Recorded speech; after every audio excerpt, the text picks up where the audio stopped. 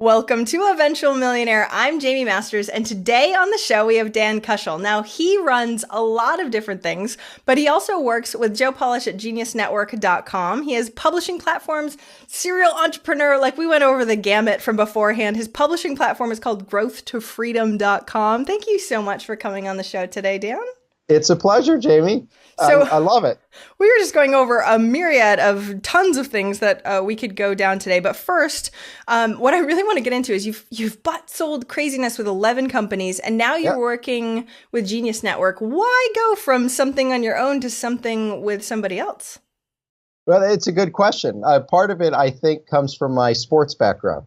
I love being a part of a team. It's a key value of mine is to be part of teamwork. And so Joe and I certainly could go out and build independent businesses of each other and do really, really well. And we figured that by coming together, both of us could exponentially help each other grow. And, essentially that's what we've done. It was about 4 years ago. Now, Joe and I actually met about a decade, 15 years ago. It was about 2000, 2001. He bought one of my publishing products at an event I was speaking at, because I used to do more speaking. And so he was sitting in the audience, and he stood up actually about halfway through a presentation in 2001. You were, what were you in 2001? Like 3 or 4 years old? Yeah, I wish. Right. Thanks. Yeah. And so he was a catalyst for just about everybody in the room buying that high-end product. And that started our relationship. Both of us were in Phoenix together. And then it seemed like every 6 months or so, he'd call me and go, hey, I've got like Jack Canfield, or I've got Les Brown, or I got Brian Tracy. You want to come by? I'm like, well, yeah, hell yeah, I'd love to come. When is it? When is it going to be? And it always seemed like 15 minutes, right? One of those sorts of things. But I appreciated his generosity. Fast forward to 2006. At that time, I had built up a couple companies. And he started this group. It's now called Genius Network. Our members call it the 25K group. And he said, hey, I'm starting this group. Do you think you want to be a part of it? And I said, well, yeah, actually, if I enroll in the group, I'll probably start showing up to all these cool things that you put together. So yeah, I did that for 5 years. And then I continued to build my companies. And then I ended up having a health issue in the late 2000s. At the time, I had about 200 employees. We had 5 companies. I had a lot of stuff going on. And I woke up with chest pains 2 weeks after my son was born, Kyler. And I ended up in a hospital for 4 days. I had a procedure done, a surgery. And during that 4 days, I had to sign a disclaimer with the surgery that said I had a 1 in X chance of dying on the table, right? And it freaked me the hell out. And 2 years later, I sold my companies and I took some time off. I got my health in order. What I realized, Jamie, is I had unhealthy workaholic entrepreneurial tendencies, right? And I was in my 30s. Okay. Yep, exactly. And so I was in my 30s. I don't know, your thoughts on it, but when I was in my 30s, I thought I was, freaking invincible. And Wait, I am. Wait, what do you mean? No. Yeah, right. And for me, for a decade, I had virtually worked, 18-hour days pretty regularly. For a decade, I had slept on average 2 to 4 hours a day. And that was it. And so why did I end up in the hospital? The reality was burnout. I burnt myself out. I had unhealthy habits.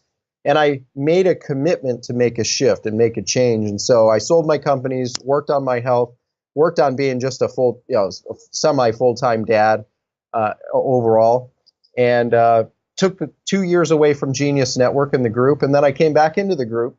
And one of the members was like, well, what the hell are you doing? I'm like, well, fun projects and being a dad and so on. And they were like, well, have you ever thought about teaming up with Joe? And I was like, no, I really hadn't thought about it. But we got together. We actually spent about 6 months figuring out how we could massage this, entrepreneur relationship and make it work. And ultimately we did. And it's now been 4 years and we've had this exponential growth, and it's been a lot of fun. Okay. So there's so many things that we can dive into on that. So I work with a lot of entrepreneurs also, and we do have this innate ability to just love what we do so much that we want to do it all the time at the expense of absolutely everything else, right? So tell us how we can sort of mitigate that. What do we do? Because we don't want to be told stop doing everything and sell everything. Like that hurts our heart. You had such a scare. It was easy to have that pain and then the decision afterward. Well, not easy. Don't get me wrong. I'm sure it was not easy. But what sort of advice do you have for somebody who does feel like they're a little bit of a workaholic, but because they love progress and seeing results and that sort of thing, to really shift the way that they're thinking? Yeah, it's probably not what most people think, Jamie. I think if I had to narrow it down, I hired a coach right after that experience in the hospital. Her name's Christy Lopez. I still work with her today. And she got me to really think about three questions. Everything I do today, every decision I make, being on this show with you is part of the framework of those three questions that I'll share with everybody. And I remember hearing stuff like this in my 30s when I was building my companies, by the way. And I want to make sure that we help your audience avoid the danger of what may happen. It did for me. Like I would hear something like this and I'd go, well, that's not going to happen to me, right? I already know that. Like these are a couple of the curse of the entrepreneur and the entrepreneur gift, if you will. And so I just want to challenge you to really listen to what I'll share with you and challenge you to apply what I'm going to share with you with these three questions, because it will transform the way you think about building a business and building your business and building it for the right reasons for you as you do this. So the first question is, what do I want? And it sounds so damn simple. However, when I first went through this, what I found in going through the coaching with Christy, I mean, it took me about a month to get through this one question. Clearly, with authenticity and not all the noise around it and all the BS around it and all that sort of thing.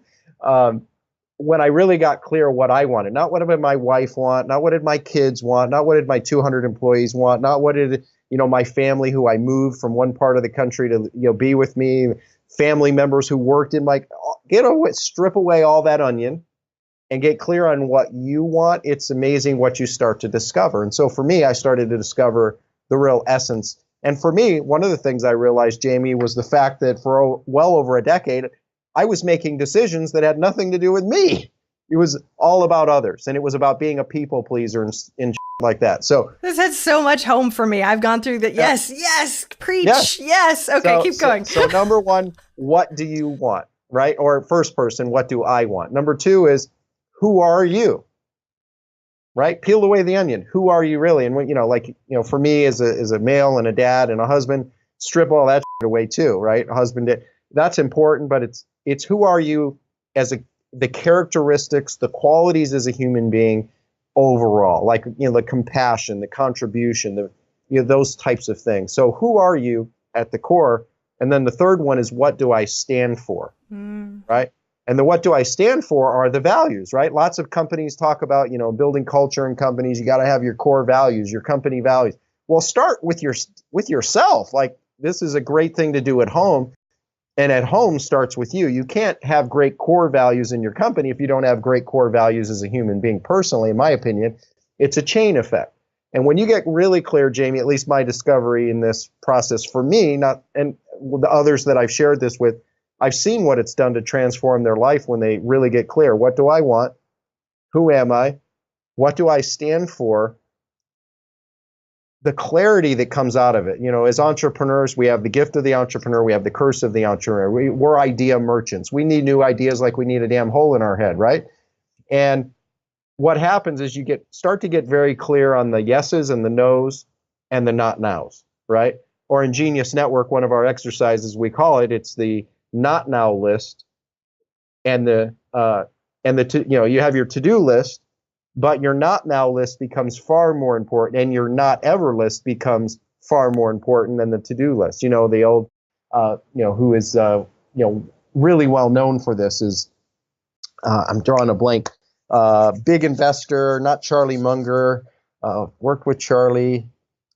Warren Buffett. Right? Okay. So Buffett, right? Apparently, he's got a punch card that he gives himself in his lifetime only 20 opportunities. So you have to learn to say no.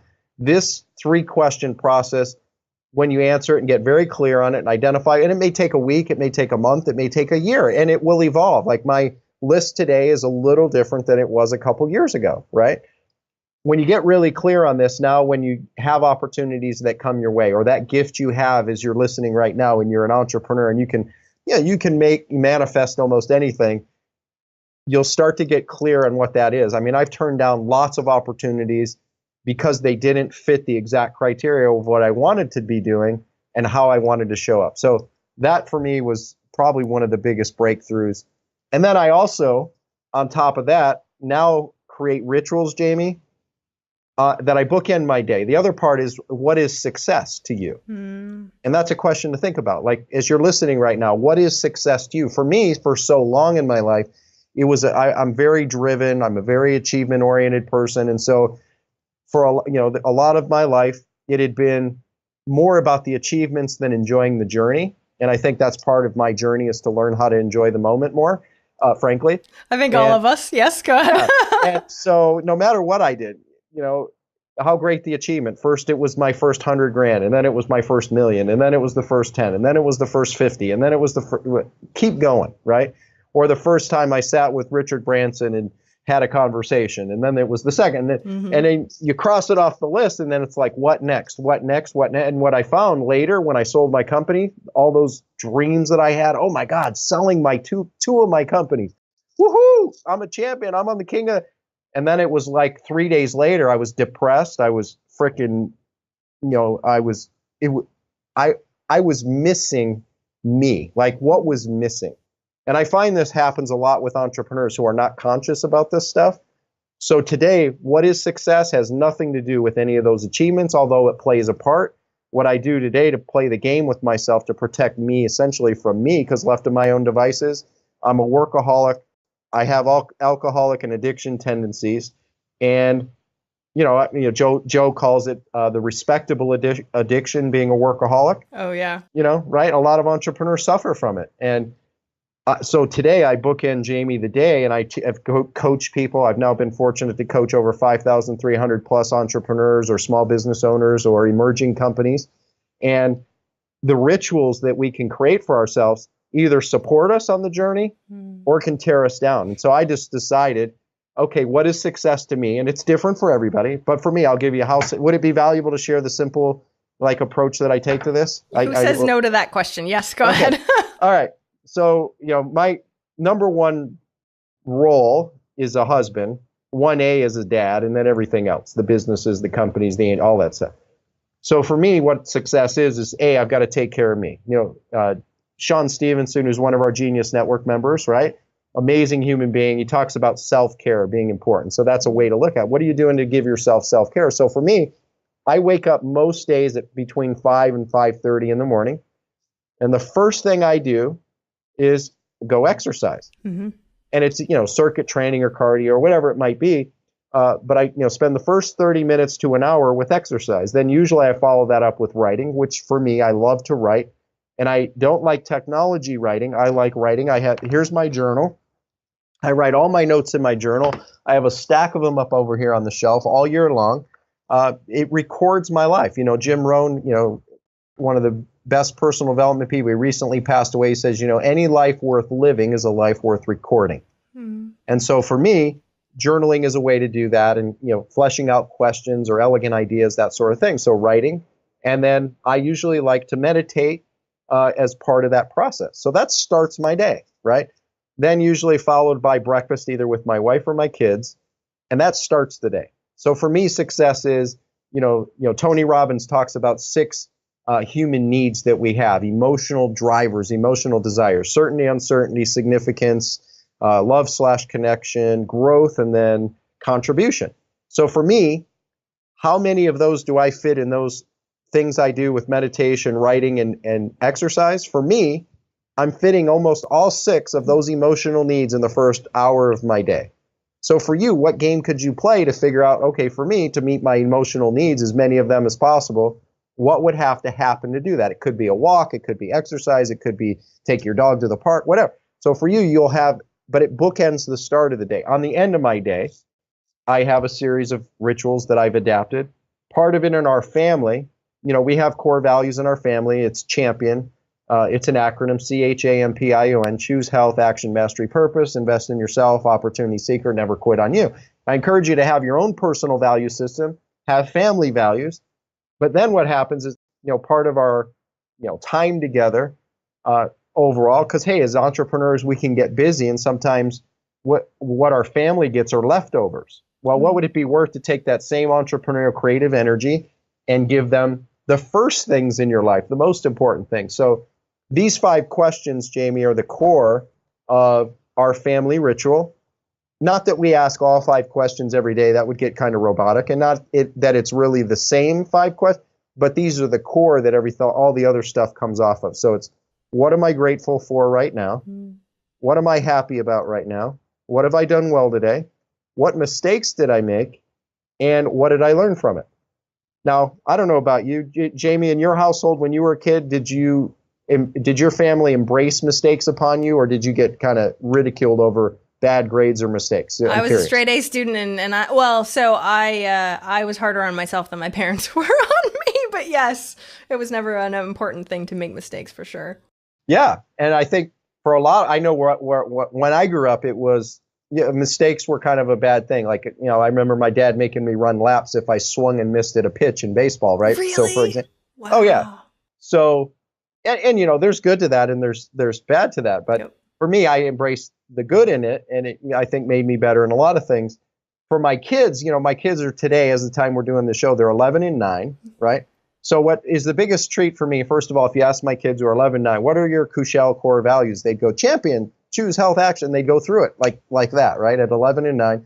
And then if I asked them, oh, hey, what are the most important skills to learn in business? And they'll go, well, sales and marketing, right? Okay, well, what is sales? They would say sales is influence, marketing is storytelling, right? How do you make money in the world? Especially my 9-year-old son, he just loves this stuff. My son is 9 and loves this stuff too. That's hilarious. Yeah. Okay. And you go, how do you make money? He goes, transformation and innovation, right? Value creation and transformation. So at the end of the day, with these 5 questions, the one that they resonate the most with, at least my perception is, they actually love talking about their mistakes, right? And then they love talking about what they learned from it. And imagine if you did this almost daily. Maybe it's not every single day, but many days in your week throughout the year. In 3 years, where are you as a human being if you have all this gratitude, happiness, things you recognize that you've done well? You recognize your mistakes, but you don't hold on to them, right? Which we may have a tendency to do as entrepreneurs, hold on to shit. Yep. And then we're able to let it go and learn from it. Just like that, and we're not only anchoring that in ourselves, but anchoring that in our loved ones too. So that's how I bookend my days.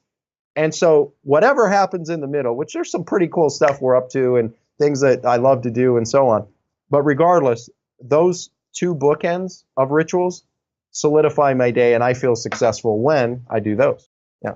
Okay, so how did you get to those? Because Hal Elrod, Miracle Morning, he lives in Austin now. He's a very good friend of mine.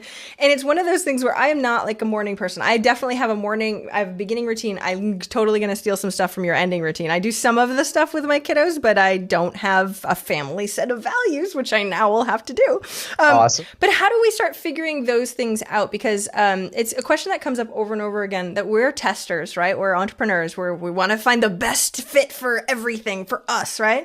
How did you get to that perfect morning routine for you and the perfect evening routine where you actually do feel successful in that? Yeah, so... and stuck with it too, by the way, because that's a question that a lot of people have afterwards. Yeah, so that's a great question. So I started my first company back in 1992. I got introduced to personal development when I was 10, thankfully, by my dad. So I've been fortunate in a lot of ways to, basically test and adapt and evolve. And, I imagine my process will be a little different in 2 years than it is today, because the other part of, entrepreneurship is, we either, it's an old quote from a movie called The Shawshank Redemption, is get busy living or you're busy dying. And so what that is, it's about disruption. It's about innovation overall. So I challenge you not to fall in love with any of it.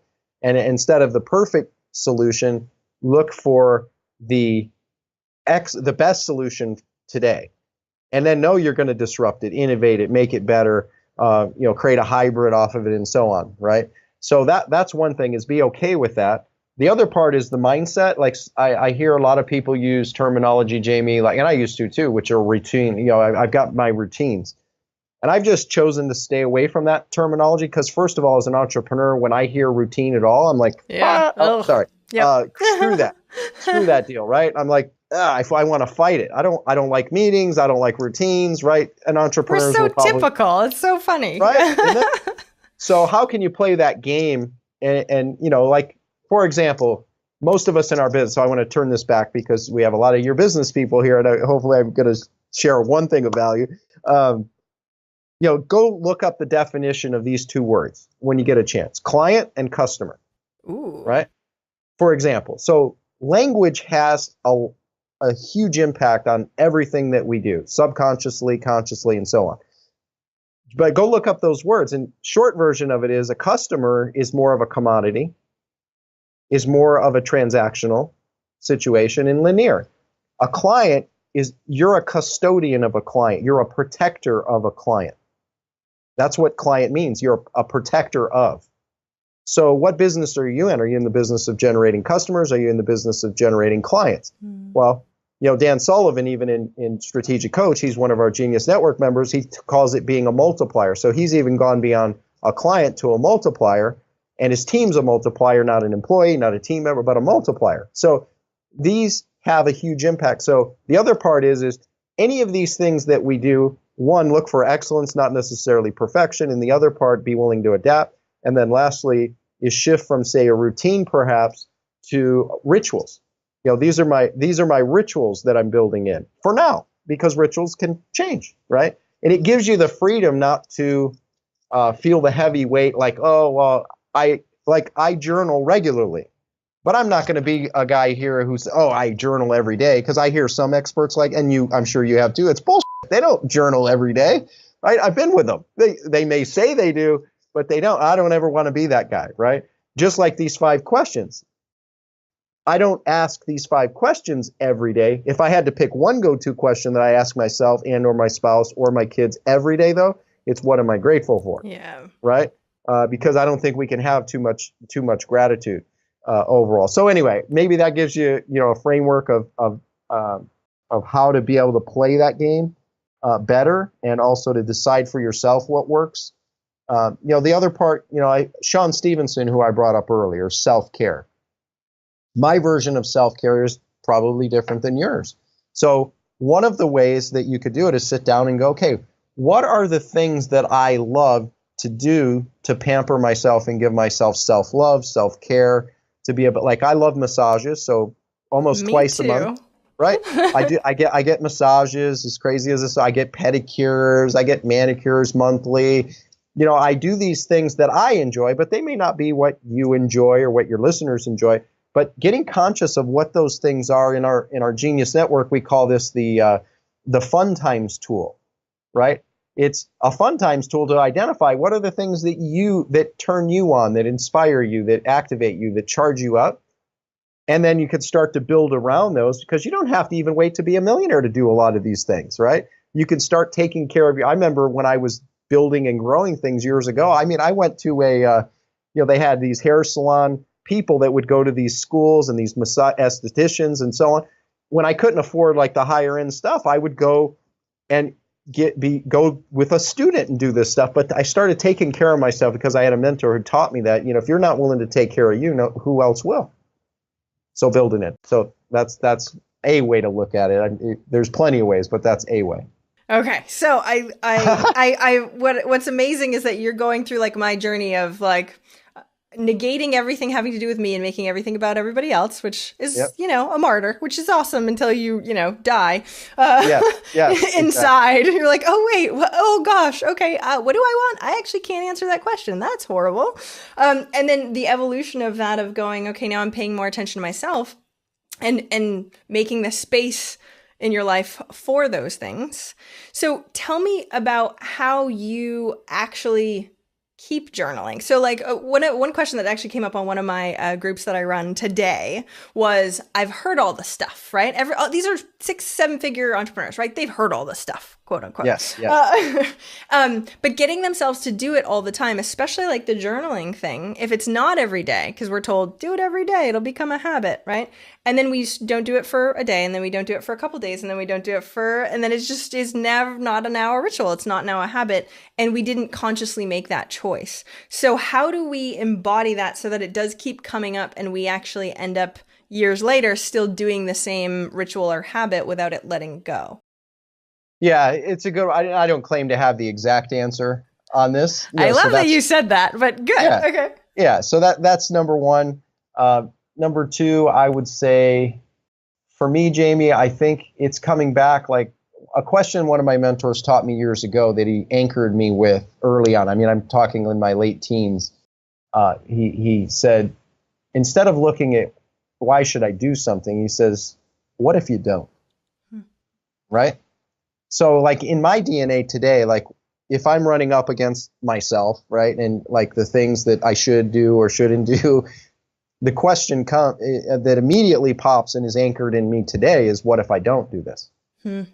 And so it's Tony Robbins has been teaching for years, and other people in the field have, which is that people do things out of one of two reasons: the desire for pleasure or to avoid pain. So that question is a avoid pain question, right? Because what if I don't build in the journaling? What will it cost me, right? And when you start to get clear, if you will think about that, you start to inflict some pain on yourself, right? And do I want this to be the consequence? What is the consequence? What is the risk?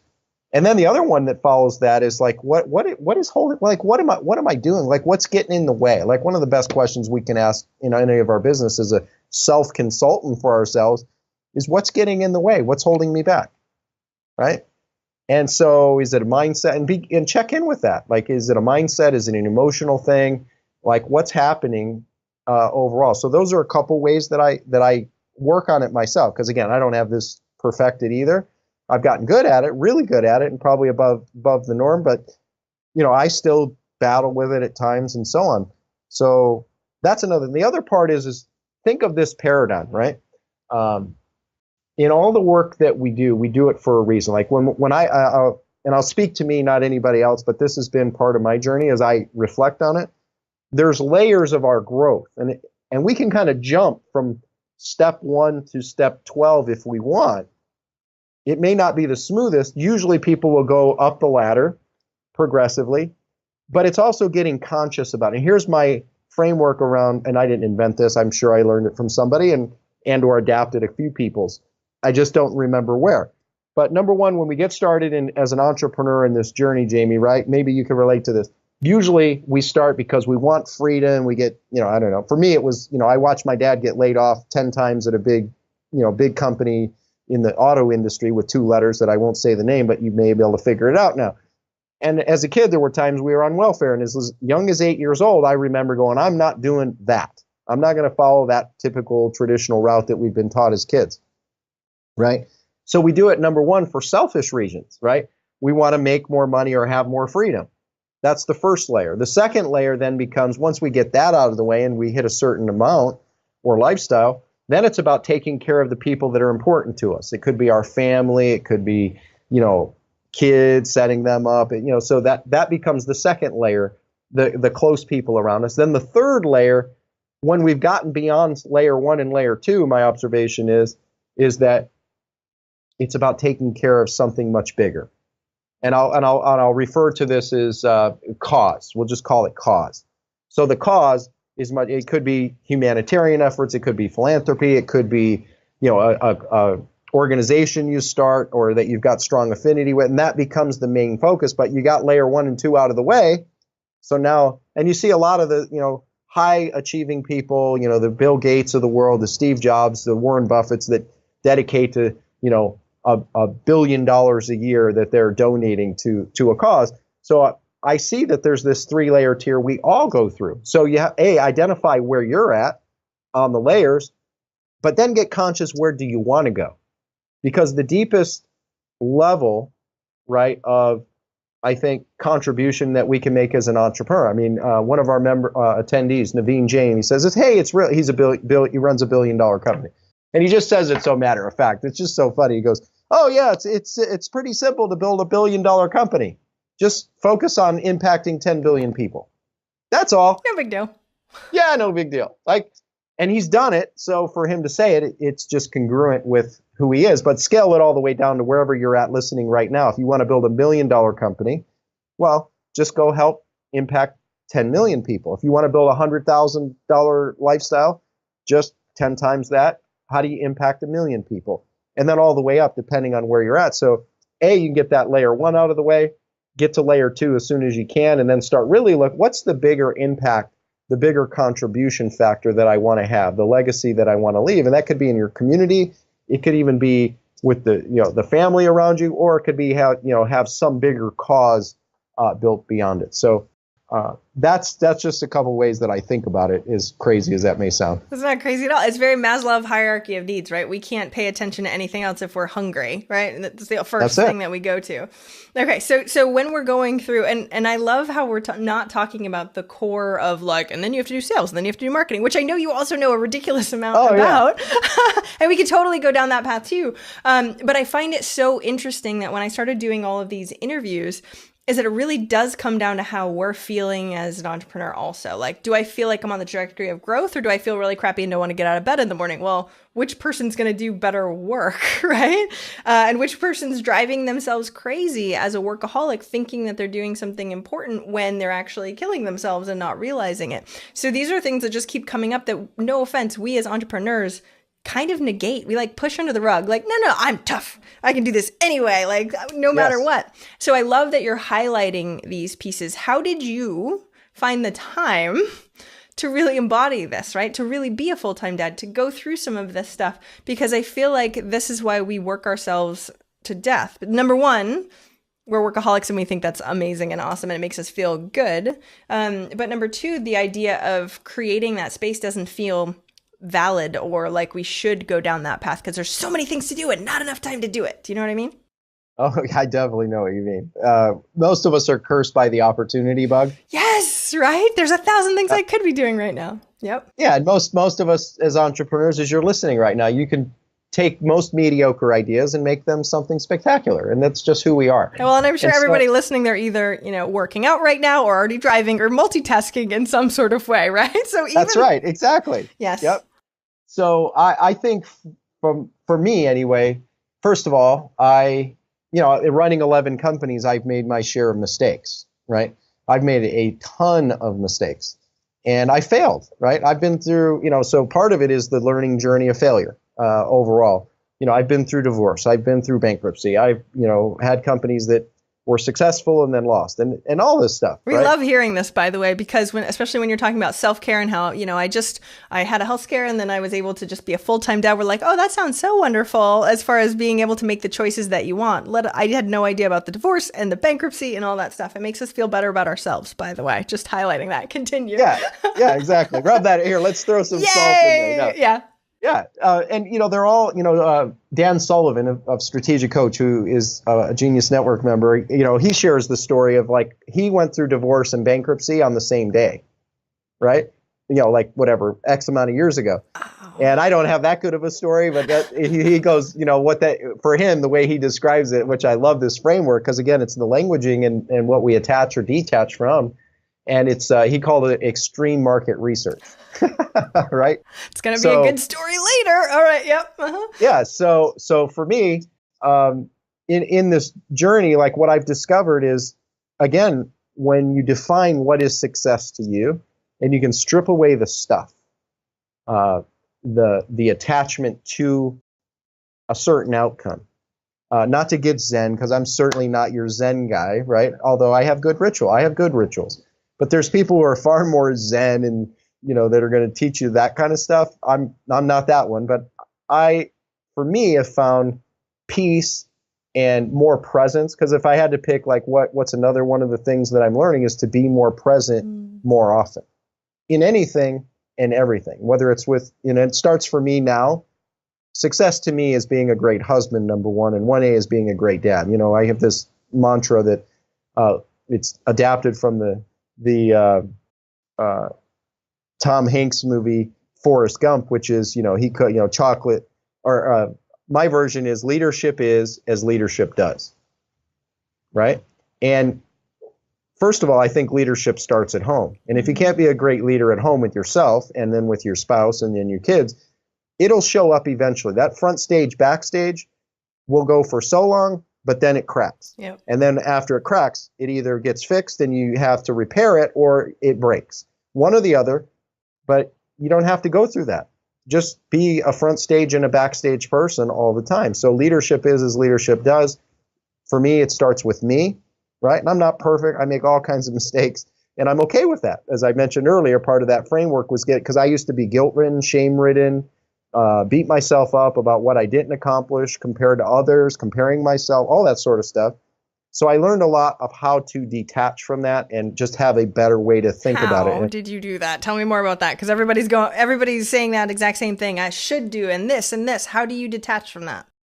Well, it comes back to that question, what if I don't? I mean, for so long, I lived in guilt and shame and anger even, and comparing like that person, like the big myth that me, and maybe I've seen and observed others have, which is, the confusion of being good and getting paid, right? It's like, man, I'm so good at this. They are nowhere near as good as me, and they're killing it. Like, I suck. And then I'd go inward and go, I suck. I'm terrible. What am I doing wrong? And I'm doing these things wrong. And after so long, when you do that, wow, there's a certain type of person you become. And I didn't like that person I had become. And then I started really anchoring what is this costing you? What if you don't shift this and you start focusing more on just you? And then it comes back to what do I want? Who am I? Right? And what do I stand for? So these all are interchangeable pieces that work together, I think, to create the holistic person. I also don't believe in balance anymore. Like, I think anybody who thinks balance is the way to go perceive and pursue life is just, they're missing the boat.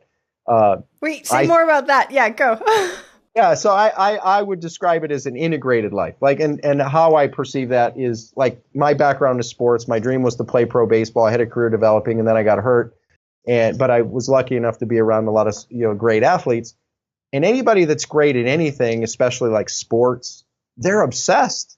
Like, they're in the winter time when everybody's celebrating holidays and Christmas and they're out in like Puerto Rico playing, winter ball, right? They're obsessed. Like, I had friends of mine who played in the major leagues, and these guys, they were obsessive compulsive about their craft. Now, that being said, it comes back, self-care. Like, great professional athletes, they take care of themselves. They get massages. They have coaches for all kinds of things. We can learn a lot of lessons from sports.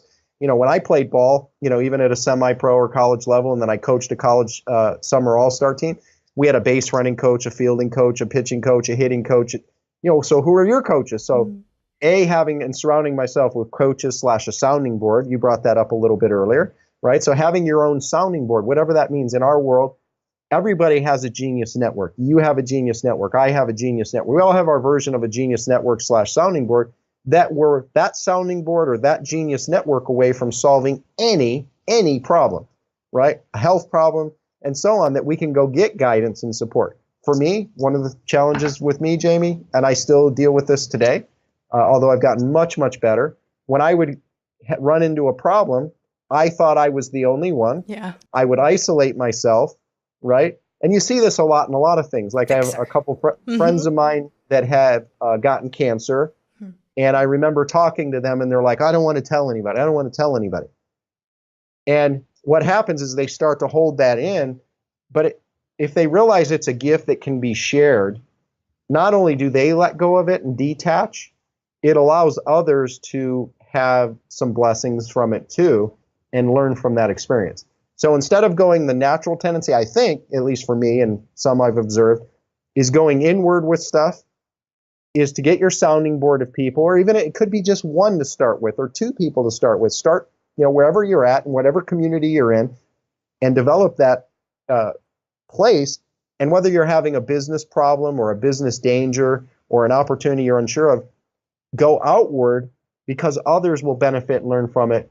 And it gives you a place to come from, which is contribution, which is one of the highest emotional needs we all come from. So I could go on this, but I think that's a good place to stop for now. I know your self-awareness is so impressive. You're like, and then I, looked at this little part of my brain, and then I looked at this little, and then I asked questions, and then I kept evolving and evolving. And I love how we can hear your entire journey in the small span that we have. But just a reminder to everyone, this is an entire journey, by the way. This is, don't compare yourself to Dan and be like, oh, by the way, I'm not there yet. Man, I suck, right? I know we have to start wrapping up too, but I literally feel like we could talk about this forever, because people, especially business owners, that I call it entrepreneur crazy brain, because this is sort of the way we've been wired. We have to kink all of those wires and actually look at them and realize what we have and what we don't have in order to make the conscious choices that we need. So I know we have to start wrapping up. So I'm going to ask you one last question, and it's what's one action? I know we went over 1,000. What's one action listeners can take this week to help move them forward towards their goal of 1 million? One action. Listen to this show regularly. Come back to this episode and re-listen to it 5 times, and hopefully you'll get the questions, 5 questions. What am I grateful for? What am I happy about? What have I done well? What mistakes did I make? What did I learn from it? Perhaps you'll get the framework to think about the 3 questions, which are, what do I want? Who am I? What do I stand for? And you'll get the framework to think, where am I on the scale of, the selfish purpose of just getting yourself stable, or am I in the helping my family, immediate people I love and care about, and or are you at the high level of coming from pure contribution, that you do it regardless, and ideally you've gotten those first 2 layers out of the way. And anyway, that would be what I would recommend in this example. All of it. We have covered. We should create an autoresponder that just sends those questions every single day to everybody. That's right.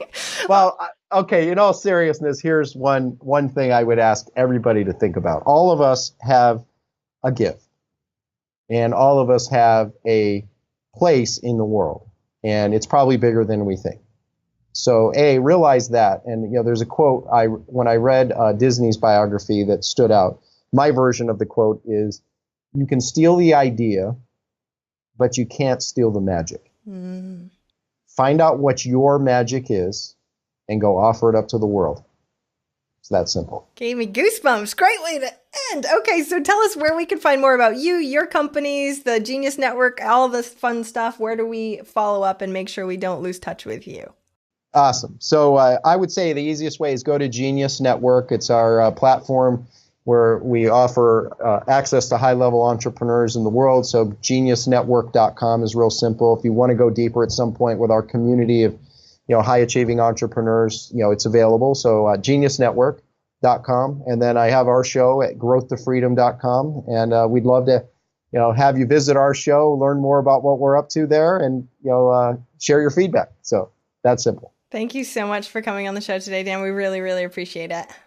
Jaime, it's an honor. And I just want to also, for those of you who have the good fortune to work with Jaime, I mean, at such a young age with what she's doing and the people who you've surrounded yourself with, I mean, you are just a little angel in this community. And I just want to let you know that your work is, being recognized, and you're doing great work. And any way I can help support you on the stuff that you're doing, please let me know. And if you get a chance to work with her, make sure you do. She's doing some great things. Don't make me cry on my own show. Jeez. Thank you. I really, really, really, really, really appreciate that. You're welcome. You're amazing. We'll meet soon. Awesome. Thank you so much again. And everybody check out Dan. Make sure you go follow up. We're going to put everything in the show notes so you have it all written down so we can actually implement everything that you say. Thanks so much, Dan, and have an amazing day. You too. Thank you so much for listening. I hope you enjoyed that interview. And if you want to check out more amazing resources, I'm only curating the best of the best. Go check out eventualmillionaire.com. You can take the Eventual Millionaire quiz, figure out where you are in business and what you need right now. Plus, you can look at curated resources specifically for you on the new Start Here page. I'm so excited. Please join us. Please let me know if you need anything at all. I'm here for you. And have a fantastic day. Bye.